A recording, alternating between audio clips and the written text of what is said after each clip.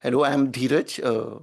I work with an institution named Praxis Institute for Participatory Practices, based out of India, and I'm going to moderate this session. My wa- Largely, I have been working in the domain of corporate disclosures and transparency, and how some of the non-financial disclosures frameworks can be reimagined or can be analyzed to push for better policy development or better, I will say, policy imperatives on the side of both businesses as well as governance.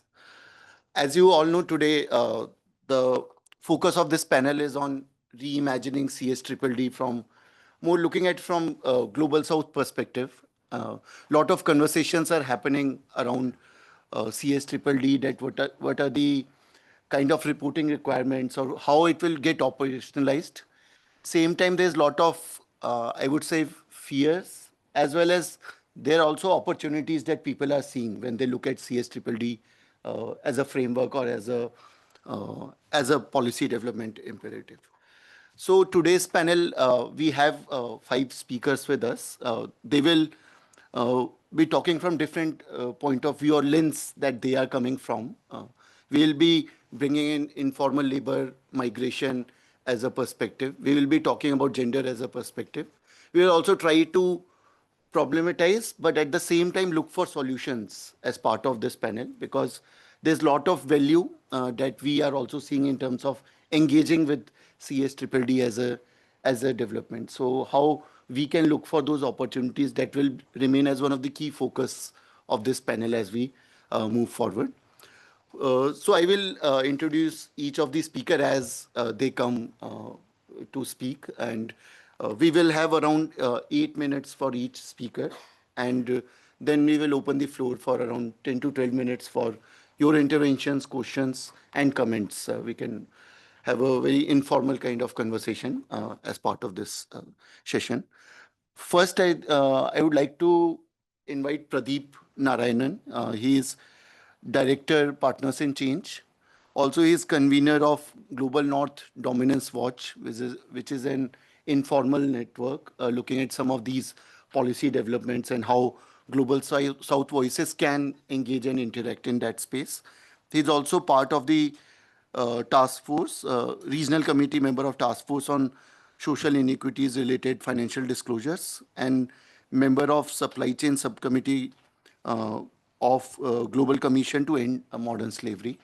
And Pradeep will be largely opening this conversation for us, looking at some of the perspectives from which we can look at CSDDD and give us some kind of, I will say, discussion streams to us to build further on. So Pradeep, please.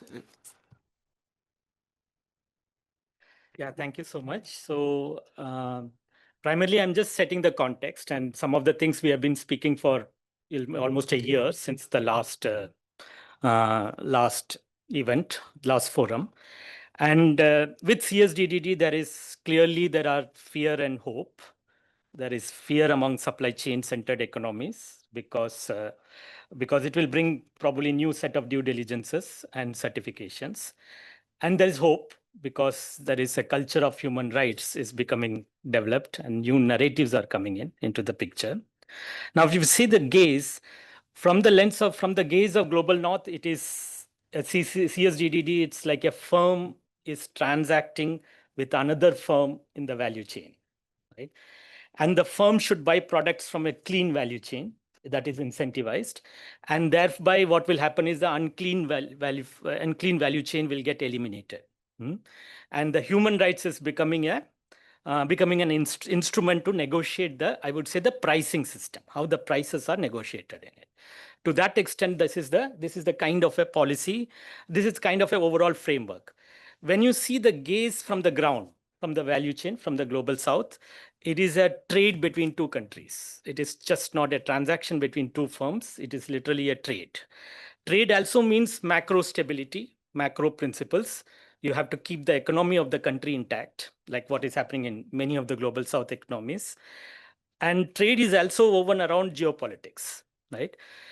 So in that scenario, if you take an example of, for example, forced labor in the global value chain paradigm, it would seem like most of the problems are in the in the production-based economies. But that doesn't mean the cause of those problems are only in the value chain part of it. The cause could actually be misappropriation of profits at one level, at the value chain level. So how are we looking at the overall framework is something which we have been saying. So therefore, one constant thing which we have been telling is that there is a value chain reductionism which is happening in the overall debates, and we are not looking into and the second is the human rights instrumentalism, which is the social clause in the trade, which we had earlier spoken about a couple of decades ago. Those debates have to be brought back into these discussions. Second most important thing is about the only challenges are only incentive is the pricing system here. You can address this only through the negotiation of the price, how the prices are negotiated. And global value chain is also characterized by inter and intra migration and gendered segmentation of labor, which will keep the wages low in the thing, and that is why it is being promoted. Third context is the trade unionism has been almost reconceptualized as if trade union exists for grievance redressal system. The purpose of trade union was never for grievance redressal. It was for changing the policy frameworks. But we have been constantly reducing the trade unionism to the grievance redressal system. And then the 3 decades of the World Bank's Ease of Doing Business Index have actually led to the dilution of many labor laws in many countries, right? Which is something which this is the context in which the CSDDD is coming. Now the second slide, next slide. Now, what is the other thing which is happening is that there is also standards which are being developed. So that, for example, in occupation health and safety standard, there are standards for workplace. And over these standards, there is other standards which are industry standards like ISO standards, etc. Now, in both these standards, there is a subscription fee. You need to have a training system. So an entire industry is being developed around it, where you have training and then due diligence, then compliance, and then followed by auditing. All these standards and the industry around standards is worth around 3.1 billion for sustainability $1 billion. ESG certification market itself will be around 39 billion by 2034, right? So it's a huge thing. Now, if you see this cost, who is bearing this cost of the certification? This is all part of the price which the Global South firm is negotiating, right? If you are negotiating an X amount in that, there is a percentage of that which literally goes to these companies as a certificate. So the pricing negotiation is between 2 firms, each located in different thing. And actually a Global South firm is negotiating for the Global North industry, which is literally running this thing. So it's literally a win-win thing there. Therefore, some of the suggestions which we feel is, one is that CSRD has come up with CSDDD. There is a double materiality framework for the businesses to understand various risks to the business as well as risks to the community. So I would suggest we are all working on something called decoloniality as one of the other materiality. So which is therefore something like triple materiality, where businesses are at least made aware of what is the cost which the different firms are going. Second level is, which is also, you can have both swords of both the things, which is about standards. How much we can decentralize the standards? Can we decentralize it at a level of the Global South in regions and giving context to it? It doesn't mean standards should become another industry at a different level.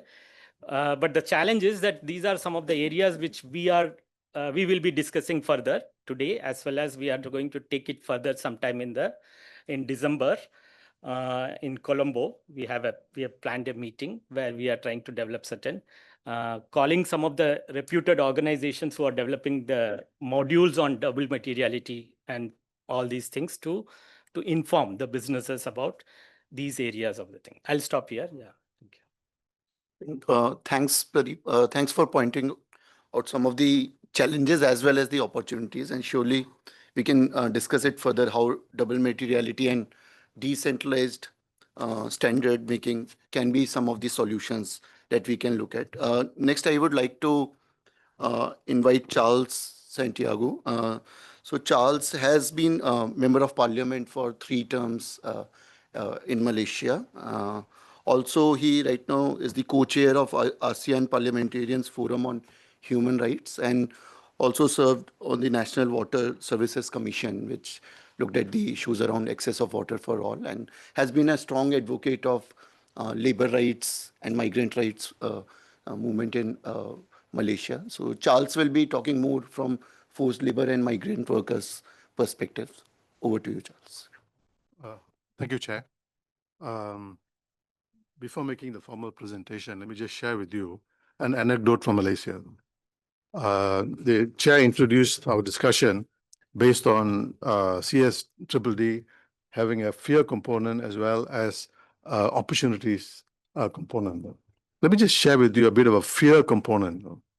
In 2022, a very big Malaysian plantation exports were stopped in New York under the what you call WRO, or the Withhold Release Order, WRO. And why? Because Malaysia, this particular company had violated forced labor protocols, and one of the there were two of them. The first one was on child labor. Of course, child labor rings, people respond very quickly to child labor because it's a big no-no, even in Malaysia, but there was a case here. This company actually employs something like about 150,000 workers throughout the country, including the state of Sabah and Sarawak, maybe even more, 150,000. And at that time, I was chairing the Committee on Human Rights and Constitutional Affairs, and we asked this company to come and explain to us what actually took place and why there was a penalty or imposition of the Withhold Release Order. And they said, for the longest time, for 2 months after the imposition of the WRO, they had no idea what the accusation or what the allegation against them was. So they had to hire a Washington-based lawyer for $1 million per month, and that went for a couple of months. There's a loss of confidence in the company brand, lots of criticism of what was going on. So it's a major loss, huge loss, talking about fears. Now, finally, after 2-3 months, they were told there was a case of child labor in one of the plantations in the rural parts of Sabah. So they said, okay, tell us which plantation this is. They couldn't come out with an answer to say this was the plantation. And what is worse, there are 150,000 workers across the entire Sabah, including Sabah, Sarawak, the Borneo Islands, and Peninsular Malaysia.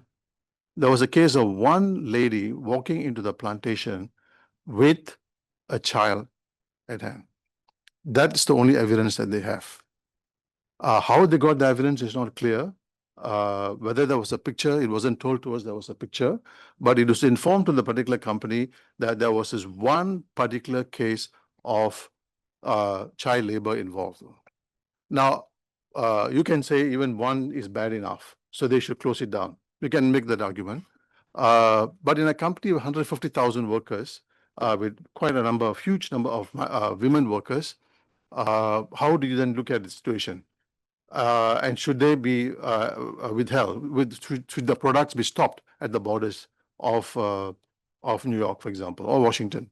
Now, just for you know, Malaysia is part of the CPTPP, and if America stops us, and we are part of the, America is part of the agreement between Mexico, Canada, and the US, that means Malaysian product or this company's product will have no market access to all of these 3 countries.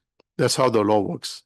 So therefore, you have a situation of one person, and they couldn't tell you in 3 months exactly how much, who the person was, or even produce a picture saying that, hey, this is the situation. This was the case concern. So, but the company paid huge amounts of money for it to come back to be accepted in the by the US Customs Department. Huge amounts of money running into millions and millions of US dollars. Now, thank God this is a big company, they were able to pay. But what if it is a small, medium, a small and medium industries, a small and medium company in Malaysia, though. Will they be able to pay for this? The answer is no, clearly no.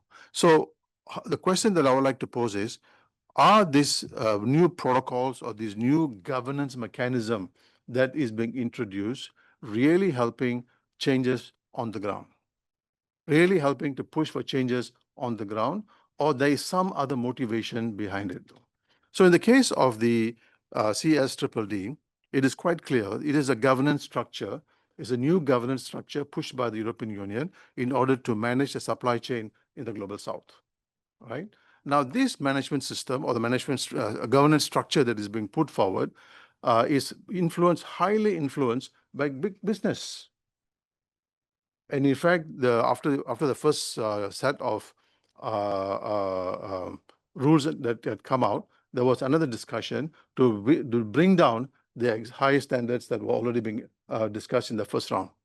So this tells you how there is a corporate capture of governance mechanisms, especially in this case of managing supply chains in the south. It's a corporate capture, though. Now, if you look at some of the companies and some of the write-ups that that comes out on those who participated in these discussions, it is quite clear that a lot of them, a good number of them, in fact, 2/3 of the 44 companies who helped to restructure or structure the CSDDD have themselves faced allegations of union busting, human rights violations, including rape, murder, torture, including union busting, and denying workers their bathroom break. They are serial violators. Now, the serial violators themselves are now coming up with rules and regulations that the global south needs to follow. I'm not sure it's a fair thing to say the serious violators, but they are. But now they are developing a governance structure which the rest of the global south has to follow. Okay. Now, together with that, you also have what you call a huge cost. There's a huge cost involved, both in terms of embracing the system and then especially the compliance burden that comes along with it.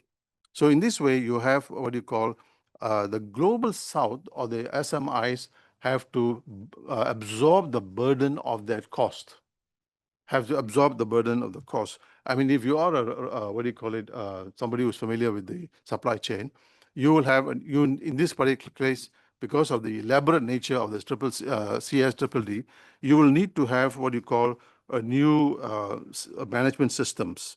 You will need to have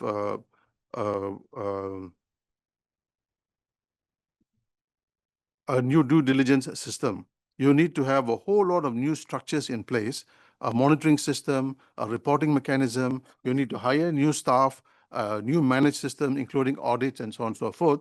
But the point is, who is going to pay for all of this? Who's going to pay for the upskilling of the SMIs? Who's going to pay for the SMIs?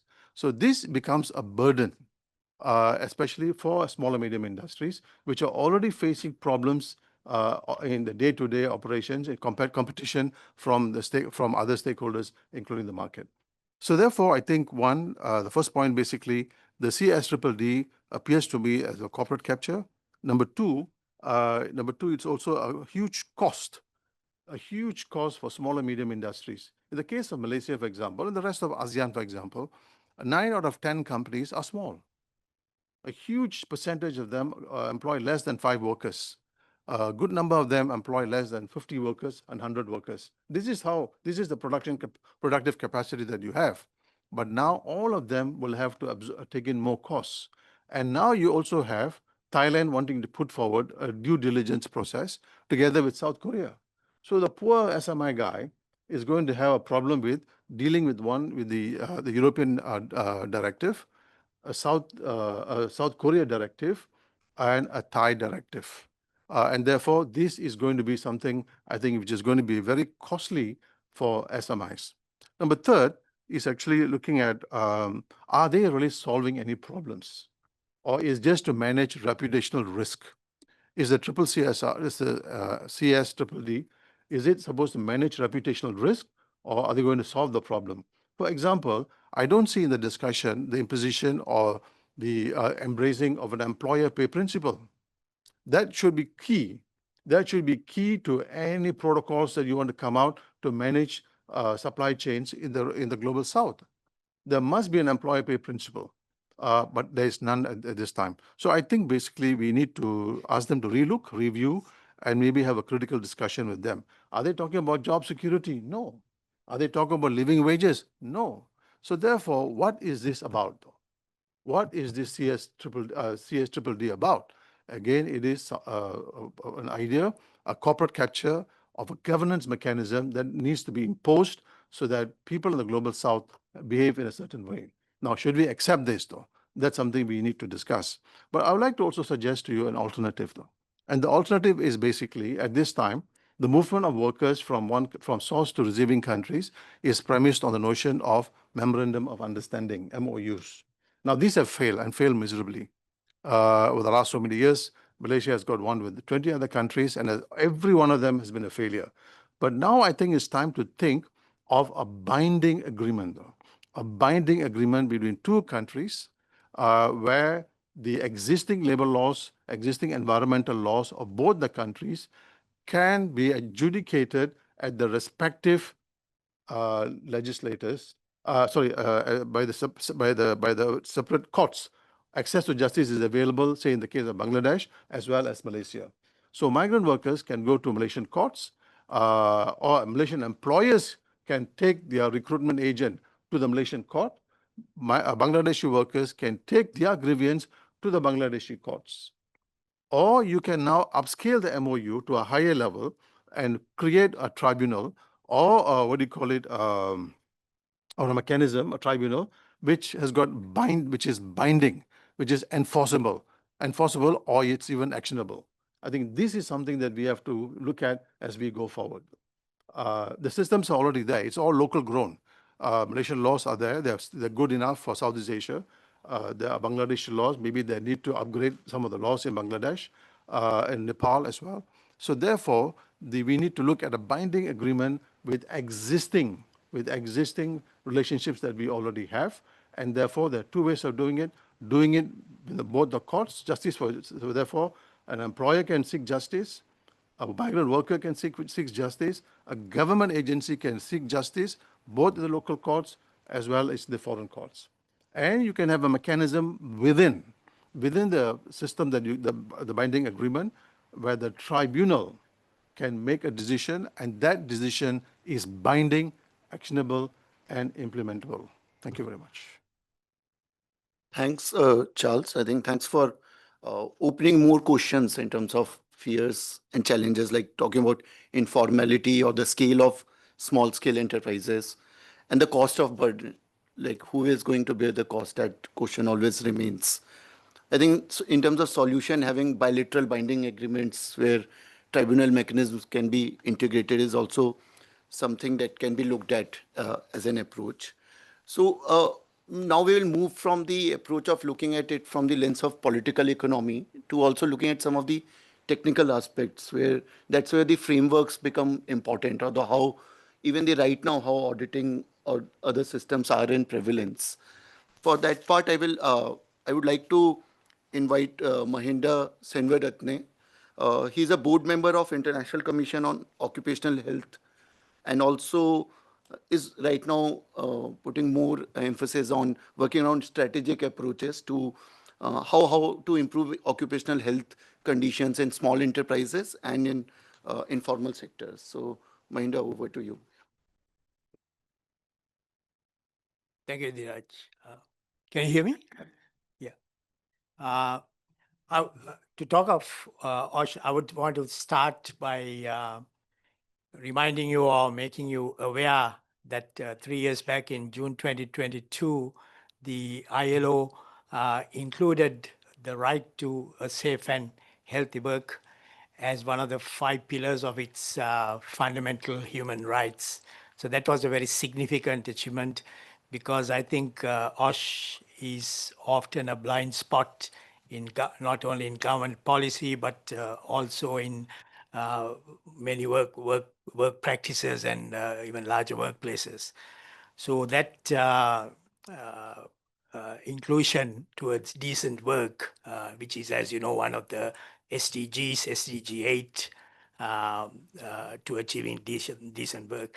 And with informal workers, and it is very important that within the CSDD approach that we look at OSH within it, because with informal workers and the vulnerable workers we are talking about, we know about 60 to even 90% in some countries, the workforce is informal.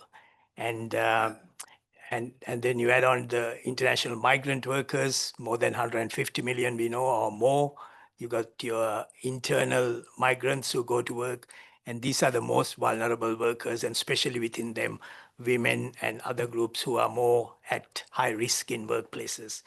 So they are virtually overlooked in OSH approaches globally. And we know they share the bottom 2% of global wealth in that unequal distribution of wealth. And so not only unsafe workplaces and work practices, but also several social determinants that are related to why they have more injuries, illnesses, and sometimes deaths in related to work. So what I want is to give in this brief time a brief framework on how OSH operates globally. We can identify 3 areas, the way OSH framework that is globally.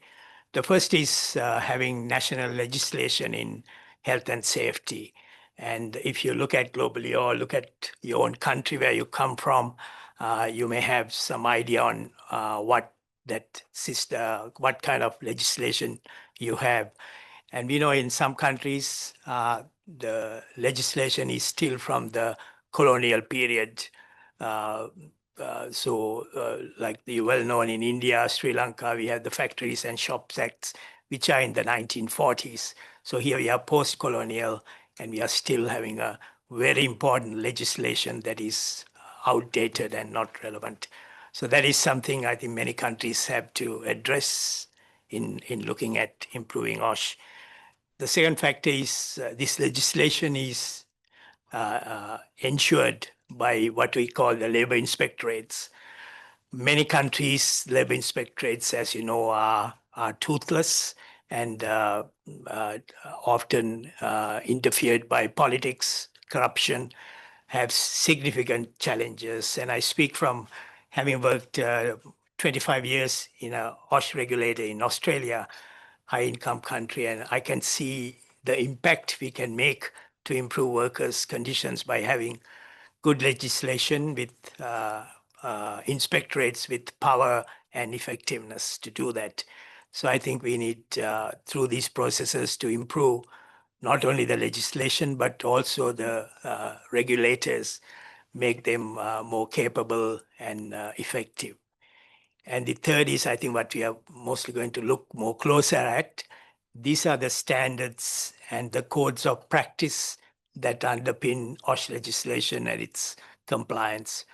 So we'll look more closer. A lot of the standards we have in OSH are international standards, which are almost all established in the global north. Are they relevant to our countries, and especially do they address the vulnerable workers like informal workers? And this is something we are trying to make more attention to the OSH community through the International Commission on Occupational Health, which is the world's largest occupational health professional body, multidisciplinary membership, increasingly from the global south. So what we put forward is that if not one of the, but the biggest challenge for the occupational health community is improving conditions for these informal workers who are the majority of the workforce. And if you look at basic occupational health services, which are required for prevention as well as early diagnosis, treatment, only 15% of the world's workforce has access to these specialized services. So that is something we need to change by building capacity and access for these workers. So I want to just touch on global OSH standards. I think you all must be familiar with the ISO standards. So there's OSH 45001 OSH standard, and there's different, some of the high-income countries have their own standards for OSH management systems. Now, these ISO standards these are not certified by the ISO, so you need to have accredited organizations or individuals who can certify these standards, whether you reach up to that. So I think Pradeep just touched on it, that this is a large industry that is largely provided by organizations in the global north at very high cost. And not only who does it and what do they do is something we need to have a very critical conversation look at. And and this is an area as solutions we should look at developing capabilities in not only doing this certification, but also develop organizations that can do that. So I think I'll leave the more closer discussion, but just to mention as an example, climate change, as you know, is having a major attention and impact. But the impact of climate change on workers, on especially heat, is something that hasn't got much attention. We know a lot of work's done on emission controls, especially workers in the global south. As you know, most, the ILO has estimated about 80% of people exposed to climate change risk are from the global south, Africa, Asia, Latin America. And we need to look at better protection for them. Now, these people have been working for many years. So we have international standards in OSH for hot work, which are measured by certain indexes.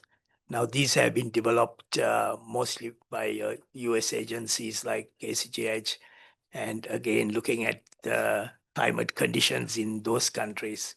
So again, even these technical standards, we need to look at how we can develop them to be applicable to the workforces in global south.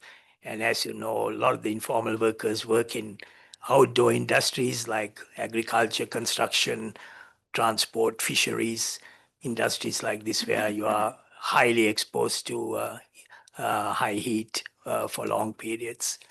So these are, I think, the major, not just technical, but policy level challenges we have in addressing some of the, not only the working conditions, but how OSH is applied to a majority of the global workforce.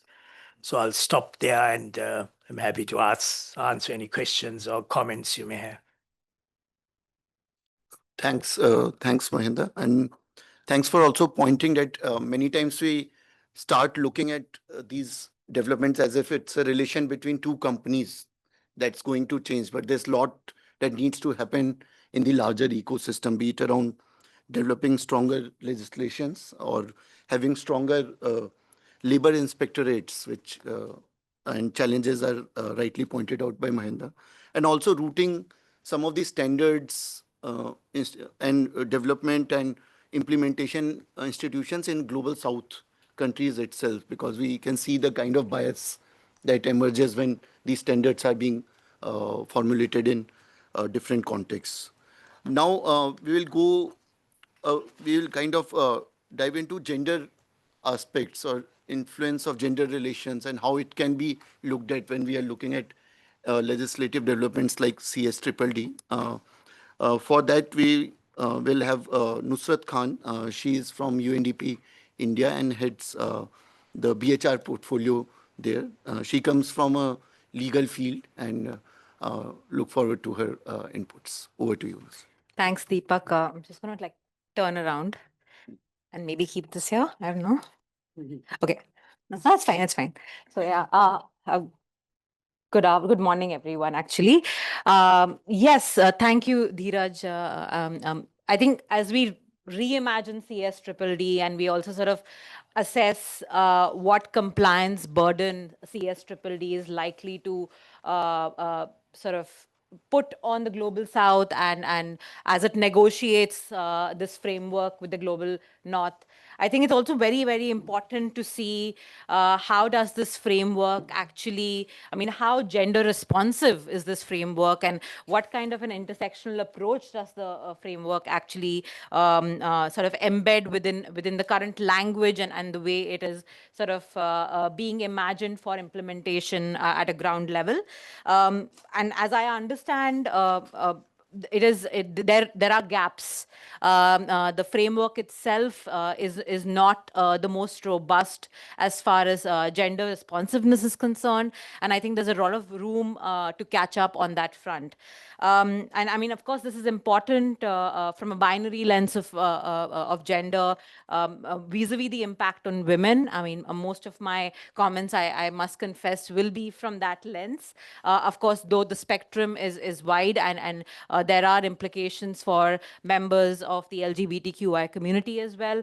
But a lot of my interventions are limited to my knowledge of how this impacts women and agency vis-a-vis their role in the global supply chain. Of course, and we all know that women make up a huge majority of the workforce in the global supply chain, and also disproportionately in the lower rungs of the workforce, and that makes their working conditions a lot more precarious, their job contracts a lot more weak, and overall their agency and their participation in decision making spaces like while negotiations on CSDDD are happening, very, very patchy and limited. And of course, I mean, that overall limits how this framework impacts their reality on the ground and in the global south. Also contextualizing the women in the social structure overall of the society in which we operate. So, I mean, just unpacking what does gender participation in global supply chain looks like. Again, I think a lot of my interventions would be from my understanding of the work in India. But as I understand working in business and human rights, this is the reality for women across supply chains, across jurisdictions, across geographies and countries in the global south, at least. I mean, women, like I said, work mostly in the lowermost rungs of whether it's a factory or whether it's a farm, a tea estate, a coffee estate, or a sugar sort of supply chain. And these jobs are often very, very tedious. They involve long working hours. There's heat stress that Sir mentioned, which really impacts women. And of course, I mean, what that really means is it impacts women both in terms of their economic well-being, but also health overall, generally. I mean, think about women, the women waste workers in the plastic recycling value chain. I mean, as I understand, and I'm only beginning to understand the work of waste pickers right now, is the first level of work of literally picking up the trash is, I mean, many of these are women and children.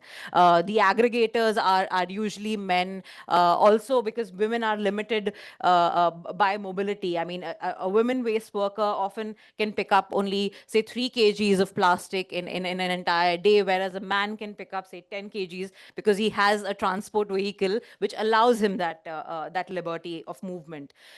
Think women workers in textiles, literally on the shop floor, almost always supervised by a male supervisor, a subject also to sexual harassment and abuse on the shop floor, long working hours, no restroom breaks, women who are young and do not get menstrual leaves and support related to that. Many have reported even getting urinary tract infections due to lack of restrooms break. Think women, older women who are going through menopause and are working in a factory which is 48 degrees Celsius because of poor ventilation, and many fainting episodes are often reported.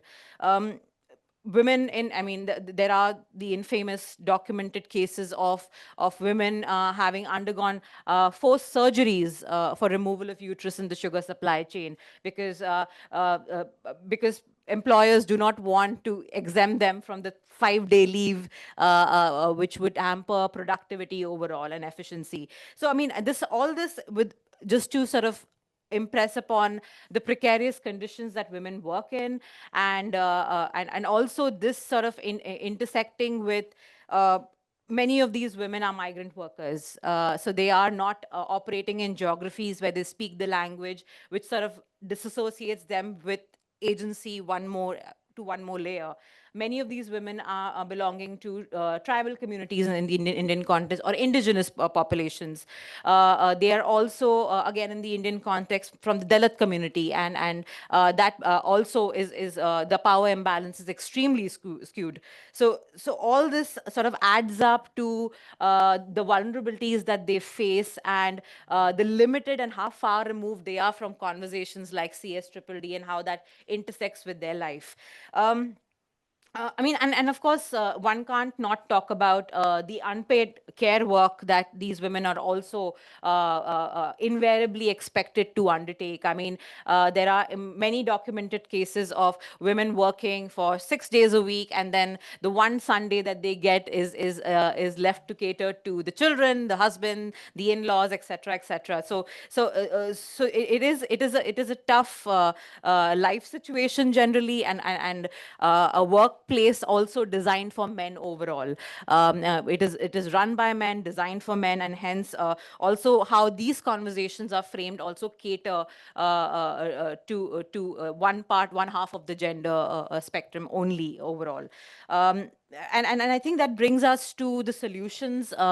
What can be done overall to push for a more gender responsive CSDDD or any other framework? I mean, there are many national frameworks which could also improve through a broader understanding of gender impact and gender lens overall. I think it begins with acknowledging that the way businesses impact women is different. I think the impact that is felt is pronouncedly different, and hence one has to acknowledge that that impact is not gender neutral. And that sort of that acknowledgement would lead to conversations that would hopefully lead to application which is more gender fair overall. Special attention, of course, needs to be paid in the way due diligence, which is the core obligation out of legislations like CSDDD, aims to address, mitigate, and prevent human rights impact.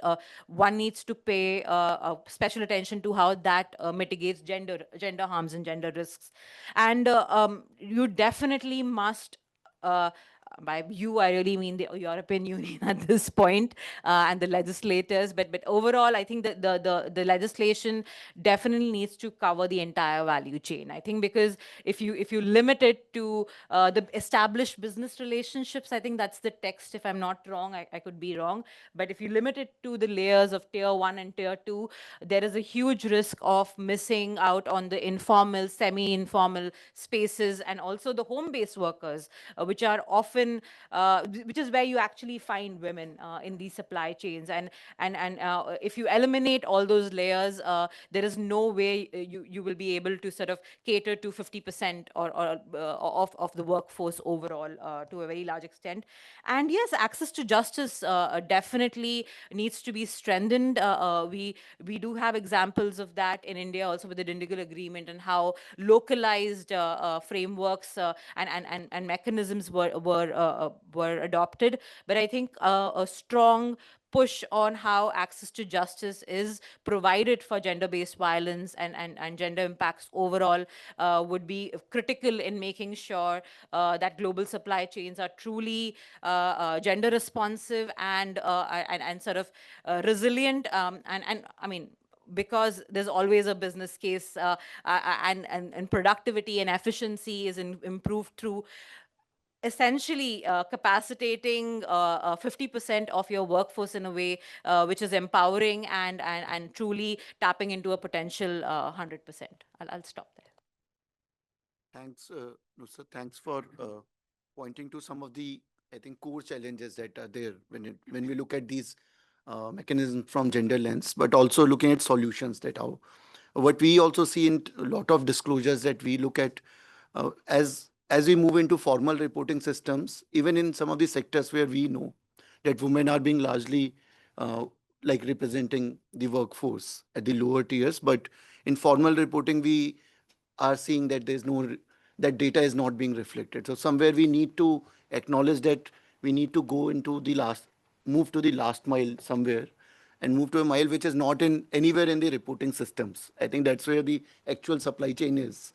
So that question of traceability is again sometimes falls into an industrial notions, but or it's an industry in itself. While there's no need to trace, you go to the last mile, that's where your supply chain is, and that's where the gender issues can be resolved, is something that needs to be acknowledged. And that's where something I think when you talk about that impact is not gender neutral, may also get highlighted. So moving further, I think we have our last speaker here, Asani Vikramaratne, and she will be talking more from the practitioner's perspective. She has experience of working in both global north and global south countries, has over 2 decades of experience from occupational health uh, field, and right now she is also part of the leadership cohort of Southeast Asian Leadership Academy. So, Asani, over to you. If you can deep dive into actually how it operationalizes and what are some of the solutions. Yeah. Thank you, Dheeraj, and good morning to all. So I'm bringing in a perspective from Sri Lanka because I've worked in the global north as well, and currently I work in Sri Lanka on occupational health and safety, and I also work with a lot of occupational safety and health practitioners. So who are working in the professionals who are working in the different industries. So we kind of understand the concerns and issues there. So to start off with is that Sri Lanka, we still have the Factories Ordinance, which was introduced in 1942 by the British when we were under the British. And to date, after 80 years, we still have that Factories Ordinance, despite many attempts to have a new regulation. So currently, that only covers about 30% of the workforce.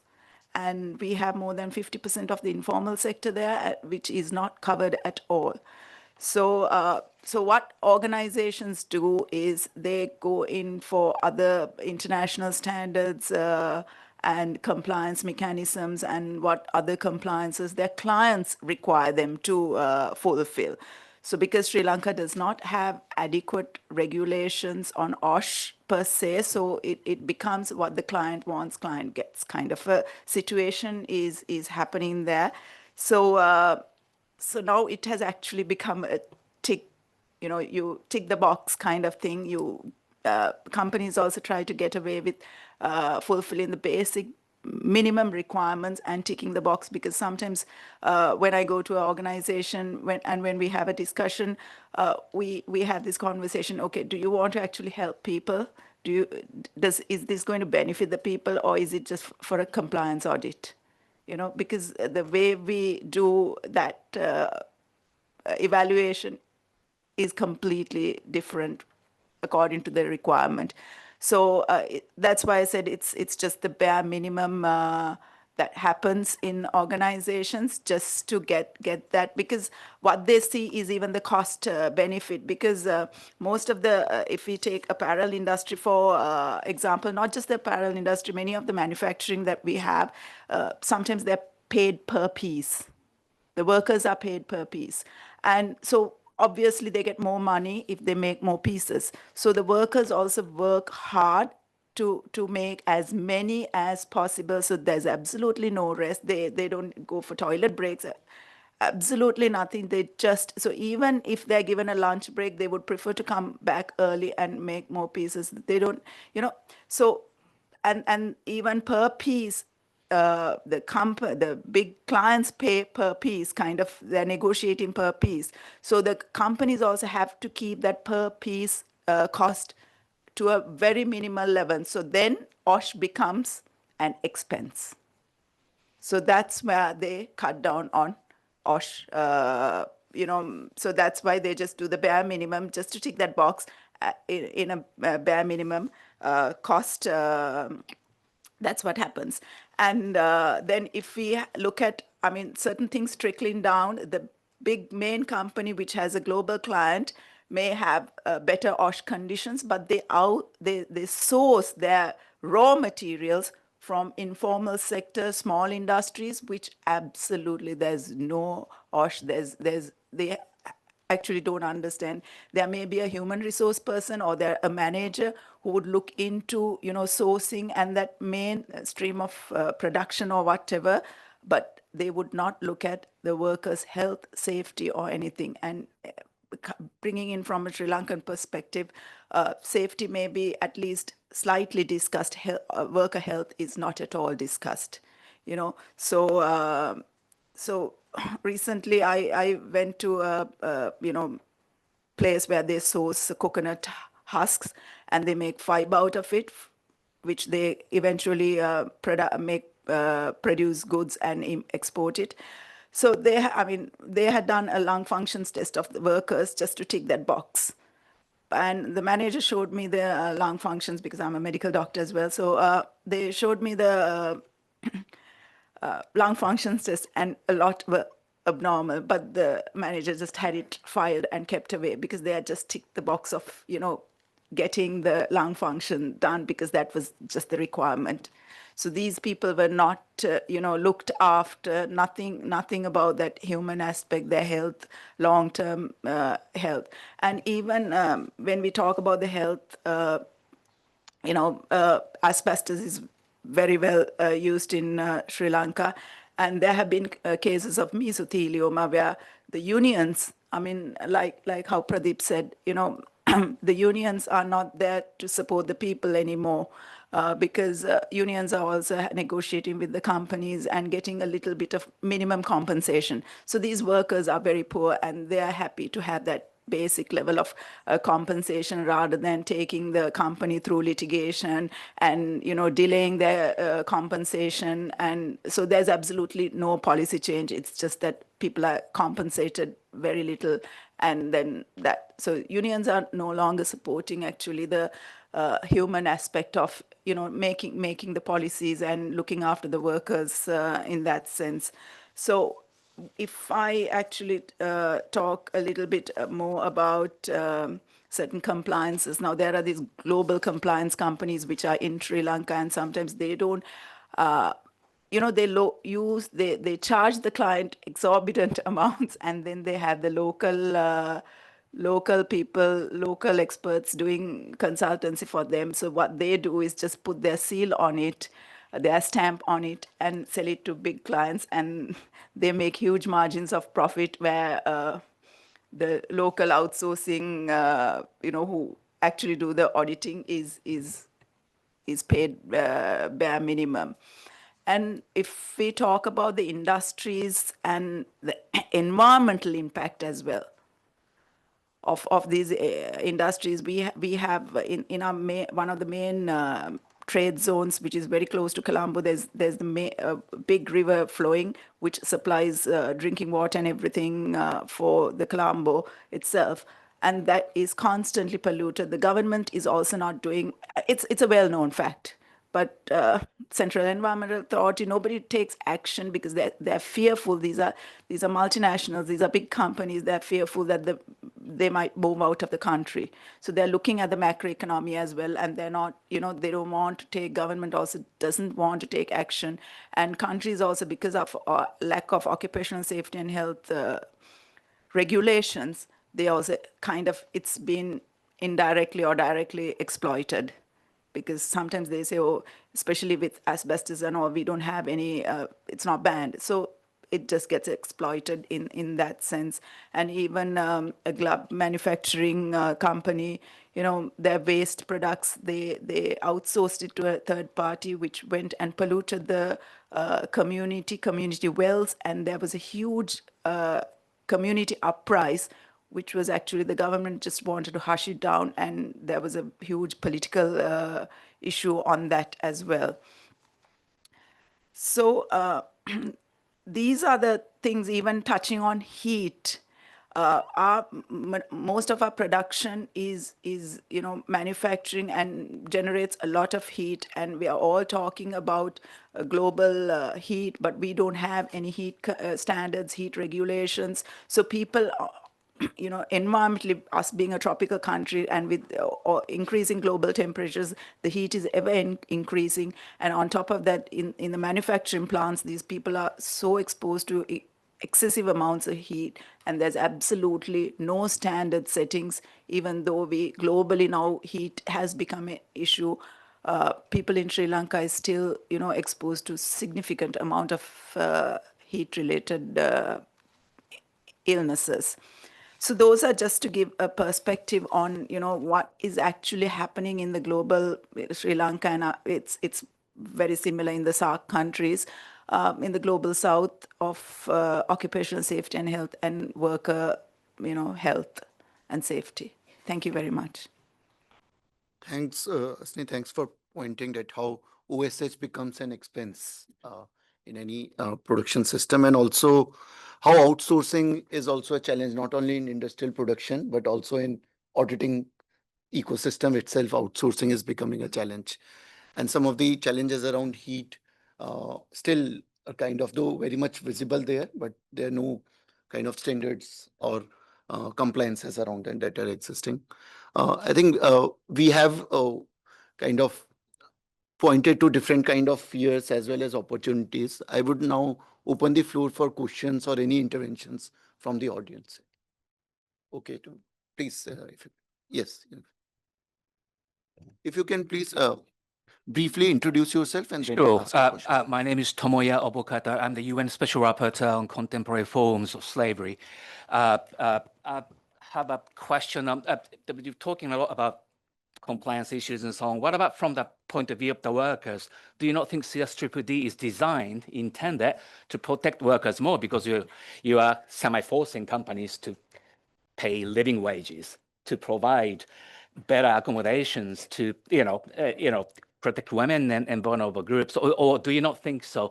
Next week I'm going to Brussels, and I'll be meeting with EU officials and member states, because there's certain issues with CSDDD, and as you know, there's an omnibus package that is designed to water down obligations more. So I want to hear from you so that I can reflect your voices one way or another. But I'm mainly concerned about that, protection of workers. Do you not think CSDDD is not doing that at all, or is it for anyone from the floor? That would be very much. The point here is probably the challenge is that we had a very, very good law, but the civil society and the trade unions, which are the voices of the workers, they are not, they are not being strengthened by CSDDD, right? CSDDD is talking only about the thing, but what about the strength? Even the trade unions are increasingly being seen as somebody who is affected grievance redressal mechanism rather than the overall framework into solving the issues of the workers. Second is, like we are doing with the micro enterprises on how their budget is, right? Most of the workers are in the contracting role. They get the cloth, the source raw material from the brand to them, that you have to make the garment out of it. So raw material, they don't have any chance of making any cut on that. They have to buy a solar panel, because solarizing is an important thing, energy transition, right? Now their budget, where will they take the money for solar panels, right? It has to come either from the bank loan, for which they have to pay the thing, or the government subsidy, or the buyer allows, gives them a 5-year guarantee that I'm going to then they will invest. But none of these things are easy for a micro enterprise. Only place they can touch is the wages, salaries of the workers. That is the only variable they have, which they can touch. So the point is that CSDDD can have a very good intention, which it has, but all the mechanisms to enforce it in the non-governmental spaces have been destroyed over a period of many years, right? So I think there has to be some effort on to strengthen those spaces into it. That is where I feel is a challenge. I can, others can add, yeah. Quite loud. Okay, no, but I was told. Online. Yeah, that's true. I think, yes, just picking on the last point that Pradeep mentioned, and it's a pleasure to speak to you, sir. I do follow your work. But I think one thing, I mean, I think the intention of the law is there, which is worker protection. I think there may be gaps in the way it translates into reality as far as how businesses sort of interpret and apply it.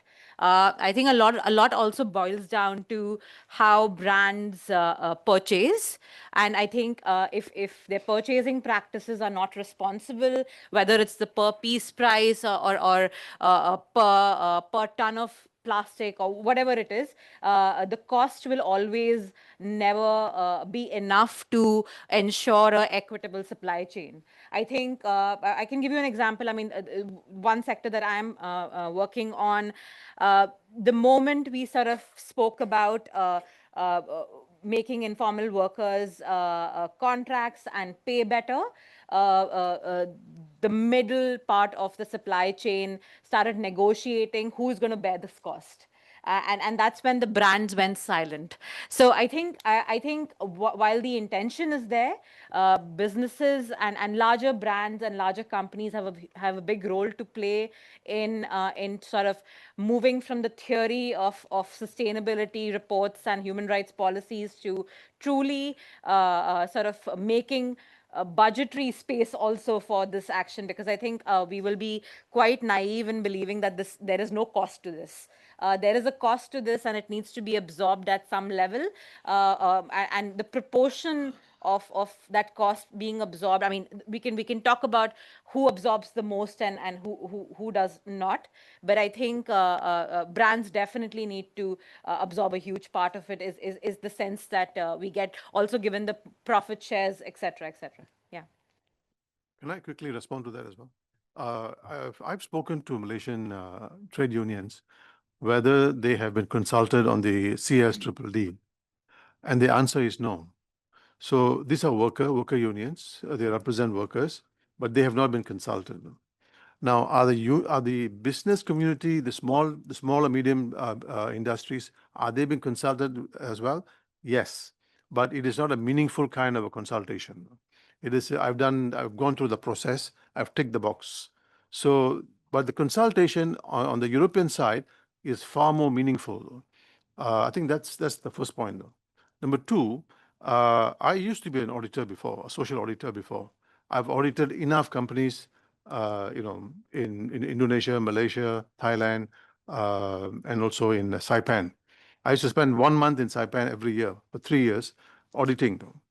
And auditing is all about trying to understand it's a part of a grievance procedure. It's about looking at what is not there. But it does not look at structural problems faced by workers like job security, for example.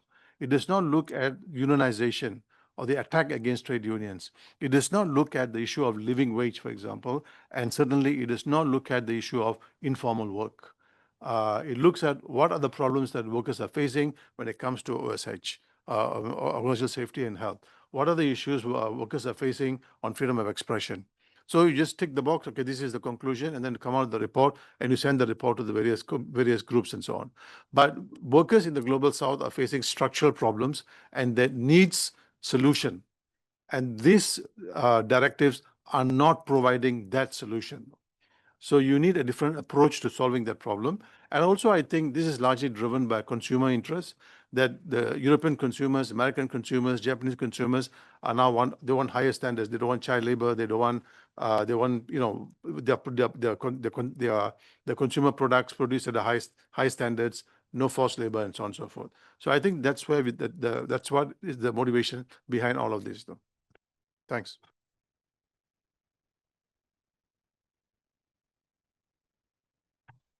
Yeah, good morning. I'm Joanne Carling with the Indigenous Peoples' Rights International. I would just like also to share briefly the implication of this to Indigenous peoples, especially in this region, where 2/3 of Indigenous peoples, that means more than 300 million, are in this region and will directly be affected by the CSDD because the raw materials that they want are many are in our territories. And while the CSDD refers to our rights, we're under the UN Declaration and also made reference to free, prior, and informed consent, it's only on the preamble side. It's not part of the operational side. So companies can pick and choose if they want to. And also when the CSDD is transformed into national policies, it's a choice of government whether they will include it or not. So that's really the strong witness. It's more words than actual change on the ground. But because of the complication also of the lack of legal recognition of indigenous peoples in this region, this is still somehow a useful tool because we can still refer to it. And what we can do is really document all cases of violations and really use that and also use whatever is useful in the CSDD because there's just no option for indigenous peoples given the very weak legal framework at the national level. So my question now is how under the compliance framework, perhaps it's good to look into how what they call the marginalized, because we're again lumped in under the marginalized or vulnerable. I think it's more vulnerable, the groups that's put there, on how we can also put a spotlight to really the kind of violations that's happening and build around solidarity with workers and affected communities in presenting consistently about the continuing violations of rights of the different sectors affected by the supply chain.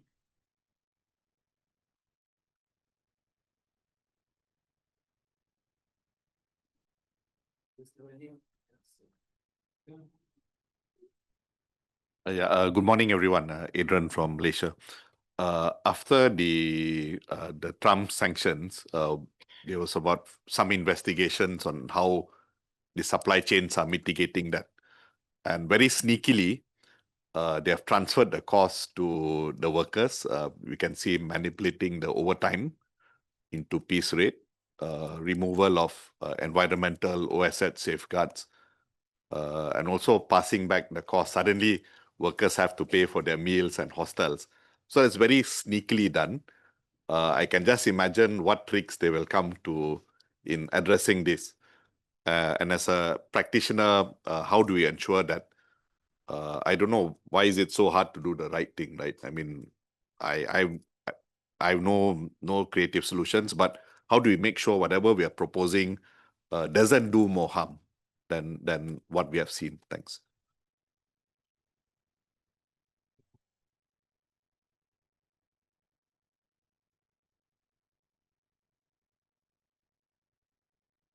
Thank you, panel. My name is Pallavi, and I'm a senior legal advisor at Global Rights Compliance. So I understand from the panel that CSDDD, though well-intentioned, is unlikely to work from countries where raw materials are sourced from. And also, a lot of our laws are colonial, and we are still kind of dealing with the legacy of 1930s and 20s, as one of the speakers rightly said, that now it's a client chooses, client gets approach. So I have two questions. One, why is there a policy movement in these countries with national governments coming up with their own legislations to sort of align with these laws? And if there is or isn't, then why?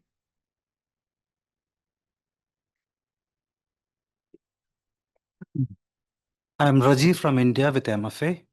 So, can one of the speakers tell us about the CSDDD and the platform workers? Because the companies are European mostly, and they are multinational companies. But these workers are not treated as workers, they are seen as partners. But they undergo through a lot of exploitative conditions, especially the heat wave and all which was discussed. So are we thinking about them? Because ILO has recently committed global standards for them. So are we thinking about them? Are we going to talk about them? So any of the speaker can respond.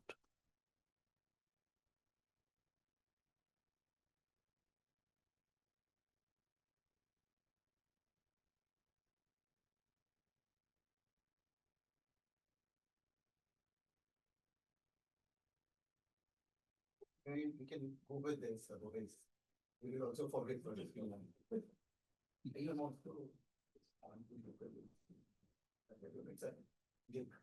Thanks, thank you.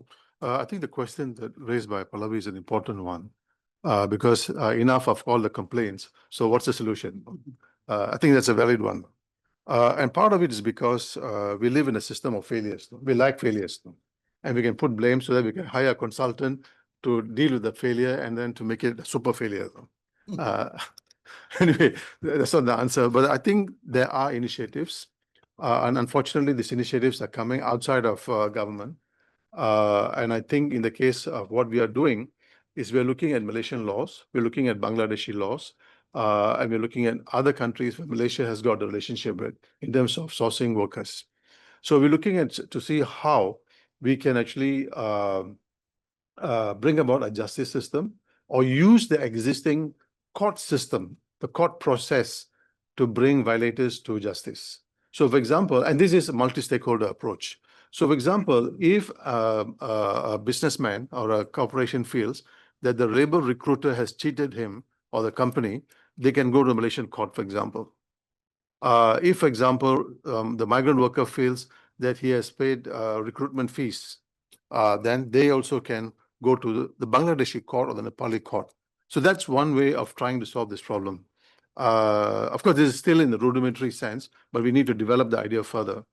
And also, for example, we have at this time our relationships between source and receiving countries is largely premised on a memorandum of understanding (MOUs). They are not legally binding. And in fact, if you look at the MOUs, they are not even there. It says, you need to meet once in 5 months to discuss some of the problems and so on and so forth. But that also doesn't happen. So I think what can happen is we need to introduce a binding clause, a binding tribunal, where the decisions of the tribunal is implementable and actionable both in the source country and in the receiving country. So you already have existing laws. You already have existing labor laws, environmental laws, and so on and so forth in both the countries. Maybe you need to pair them so that they are in parity, so that it can work. We need to look at the legal issues surrounding it, but I think that's maybe the way forward on this. And that way we can get away outside of this colonial mindsets and so on and so forth. And I think, having been in the business for some time, I have no doubts in my mind that this is about control, and wanting to control the due diligence approaches, efforts of the developing countries, developing worlds. The issues that we face are very structural in nature. Today, a lot of our workers work in the informal sector. The CSDDD does not respond to some of those issues. The issue of living wage, for example, it does not happen as far as I know. So therefore, I think these are issues that has to be dealt with at the local level. But I think to answer your question, maybe we should look at a binding agreement between source countries and receiving countries. And also, I think in the case of platform workers are not seen as workers as such. They have a private contract with the Grab, for example. So they are seen as private contractors, and therefore are governed by that relationship with the platform owners. So unlike they're not perceived, like Grab workers are not seen as workers who have employers. So the worker-employer relationship doesn't exist. So here that this relationship is dependent on the Grab company and you as an individual contractor, but not a worker. So therefore, the issues are quite different. So therefore, in this case, you don't have to pay EPF, Employees Provident Fund. So those kind of the right social protection might not. I say might. In some cases, it might, but in majority of cases, it might not be part of that arrangement between the platform owner and you as a private contractor. That's Charles was saying, with OSH legislation, I think ILO has been playing the major role and their focus has been on labor rights, fair work and all that. So OSH, I think, has been neglected to take a global look at it. And with regards to that employee-employee, so I think the legislation has been based on the employee-employee because of the focus on the industrial relations side of it. But in Australia, 10 years back, we changed that concept to employee-employee to a person in control of a business undertaking and a worker. So even if you're a platform worker, even a volunteer, you come under our legislation. So I think that's a challenge to change that concept. And again, I think with Osh, I think one of the things would be to look at maybe regional legislation that can be applied in countries together. I think within ASEAN, there's some work being done to harmonize that approach. I'll just is it okay? To add on the new legislation, I was telling Sri Lanka had the 1942 Factories Ordinance Act, and since 2009, to the support of ILO, we have been trying to draft a new act, and it's still, from 2009. So it's all the implementation costs. It's also keeping the businesses within the country because we are export-oriented country. All those added costs are preventing such acts being implemented and passed, political issues as well being passed in parliament. Then going to your on contract, platform workers, if I talk about contract workers, because in our manufacturing, a lot of more than half of the workers are contract workers. So, and some of these contract workers may be working for the same company, doing the same job for years on end. But when we do certain evaluations or when we do certain risk assessments, always the company says, those are contract workers, those jobs are done by contract workers, don't look at that, look at this, because the companies are also bound only for their workers who are employed by them. Just to add to it, there is one opening which we have in CSDDD, which is the disclosure thing. So there, I think that is where we feel some work we can do in terms of pushing certain things together. Like some examples are, as I said, double materiality should be include the decoloniality in it, and also ESG and economic is separate, right? So how to bring the economic part of it in the ESG disclosure? So it should not be separate because of that is something. Third is every value chain, every sector has a value chain which is no one's value chain, and that comprises almost like 80 to 90% of the production in that sector.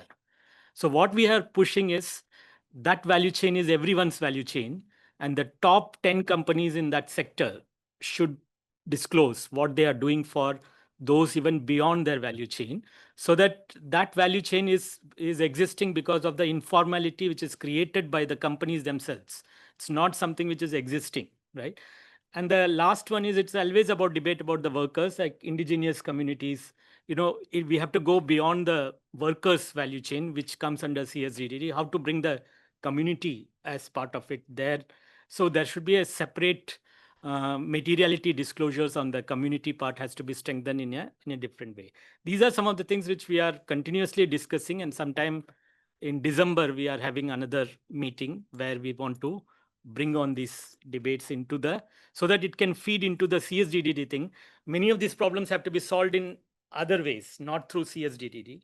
But how much we can leverage the CSDD discussion is something which we are thinking about it. I think we are short. I could. I'll be very brief. I am Sneha. I'm representing Bangladesh Garment Manufacturers and Exporters Association. So I think it has been a very effective discussion. Thank you very much. Most of the things have been covered. So I'd just like to know a little bit more on on the developing the governance structure for the global south that you've mentioned. If I think if you could shed light on a bit on that would be interesting. So yeah. And I also would like to add what is the component you are talking about for the decolonization, this third materiality you're talking about. So may I know the component you are talking about? Because, for example, my company is reporting like sustainability report every year. but we are only doing this double materiality. I would love to know that what is the third component, the other components you're talking about in the decolonization. Thank you. I'll just quickly take the last one, then I think others can add to it. In the decoloniality, it is about bringing the economic, the business case into the thing in terms of outflow of funds, which is goes from the supplier in terms of the standard certification setting, etc. Where is it going? How is it going to different places? Who is bearing the cost? I think that risk of materiality, which is to the risk to the value chain, is not being discussed in the disclosure template. So we are trying to bring that. So that's why there is a need to merge the money part of it, annual report and the ESG report, so that you can make that disclosure. In value chain, which part of the value chain is making more profit than the other part of value chain? So these are the disclosures which we feel should be important to take the thing to, so that the business case of ESG does not mean the profit case for the one certain company. It should be profit for everyone. So in that way, we want to disclose more on those things. I think okay. So what I will do, maybe 3 more hands were raised. You have 1 minute each to make your comment. Okay. Because I have to then look for everyone's thing. So So if that's possible, please. I'm Balamurugan representing Tamil Nadu Alliance, which is the largest NGO network in Tamil Nadu. We have more than 200 members working both in source and destination area, focusing on textile supply chain. So my question is how we can leverage CSDDD to have a common audit for a supplier, because now each brand, they have their own base code. So the investment on the audit the burden is on the supplier. So they invest more on audit and other things rather than investing on the welfare of the rights of the workers. So is there a way to leverage this CSDDD? The second thing is the common grievance redressal mechanisms. Each brand or each multi-stakeholder initiative, they have their own grievance redressal mechanism. As of now, the study reveals that it is not useful to the workers. So there are different things. For example, 5 brands are sourcing from one company, to whom they will send the complaint. So how it will be? So locally managed common grievance redressal mechanism, how we can leverage through CSDDD. The third thing you clearly pointed out, the costing. The suppliers are really willing to invest in the human rights due diligence and environmental due diligence, everything there. But who will bear the cost? So the pricing is a very critical point. And the fourth one is the civil society local actors. Now, if you ask anyone, CSDDD in Tamil Nadu, only the foreigners can come and train the people. So how we can make it as a locally driven, using the expertise of trade union and civil society actors in this using CSDDD. Yeah, I think, Bala, these are more like suggestions and way forward also, that how we can look at some of these. So I think in interest of time, I'd like to close the conversation, but it's not to say that it ends here. We can meet outside and maybe converse on these issues more, that how some of these can be strengthened. Overall, not at the risk of summarizing, what I can take away is more in terms of not to look at CSDDD in isolation itself, that it will work within the relationship of 2 companies, but also looking at the larger ecosystem and how it can be used as a means to walk the last mile. If that is the larger principle, then we will be able to find some solutions around it. Thanks to everyone on this note. Thanks for being part of this conversation. Thank you.